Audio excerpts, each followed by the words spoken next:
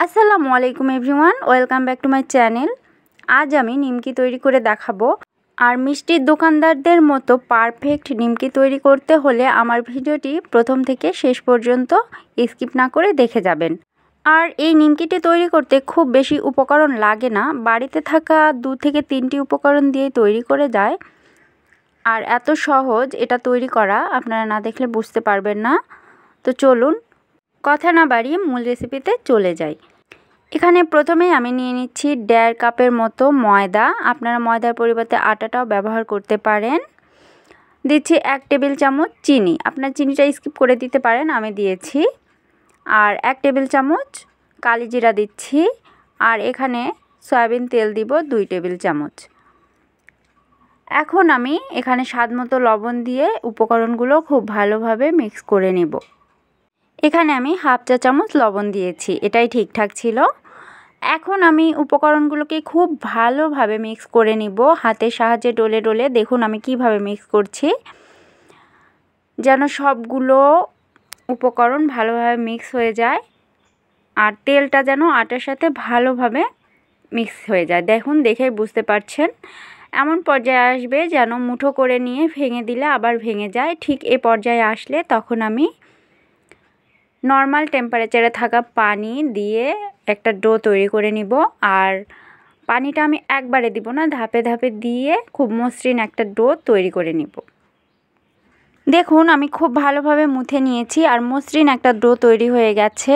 এখন আমি এটাকে রেস্টে রেখে দিব 15 থেকে 20 মিনিটের জন্য। 10 মিনিট রাখলেও হবে, আর আপনারা যদি বেশিক্ষণ রাখেন তাহলে আরও ভালো হবে। রেস্টে রাখার পর আমি ফিরে আসছি 20 মিনিট পর। দেখুন ডোটা আরও ভালোভাবে সফট হয়ে এসেছে। এখন এটাকে আমি আরও বেশ কিছুক্ষণ মথে নিব। এই ময়দার ডোটা যদি খুব ভালোভাবে মেখে নিতে পারেন পারফেক্টভাবে, তাহলে নিমকিগুলো খুব খাস্তা হবে আর অনেকটাই মুচমুচে হবে।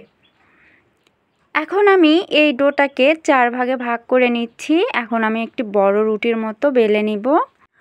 আর বাদবাকি লেচিগুলোকে কিন্তু আবার আমি ঢেকে রেখেছি। একটা একটা করে তৈরি করবেন, আরগুলো ঢেকে রাখবেন, তাহলে কিন্তু ওগুলো সফট থাকবে। এখন একটু একটু করে ময়দা দিয়ে আমি রুটিটা বড় করে নিচ্ছি।